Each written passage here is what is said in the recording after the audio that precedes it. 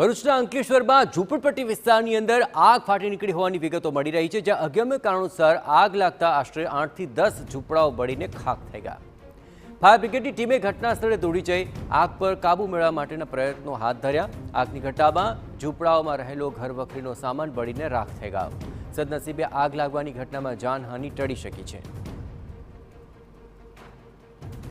કયા કારણોસર આગ લાગી તે કારણ હજી સ્પષ્ટ નથી થઈ શક્યું, પરંતુ આગની ઘટનામાં ઝૂંપડાઓમાં રહેલો ઘરવખરીનો જે સામાન છે તે બળીને ખાખ થઈ ગયો છે. 8 થી 10 જેટલા ઝૂંપડાઓ આગની ઝપેટમાં આવી ગયા હતા અને ઘરવખરીનો સામાન બળીને ખાખ થઈ ગયો. જોકે જાનહાનિ આ સમગ્ર મામલાની અંદર ટળી શકી છે. ફાયર વિભાગે ત્યાં પહોંચીને આગ પર મેળવવા માટેના પ્રયત્નો શરૂ કર્યા હતા અને ઝૂંપડાઓમાં લાગેલી આગ કાબૂમાં લીધી હતી.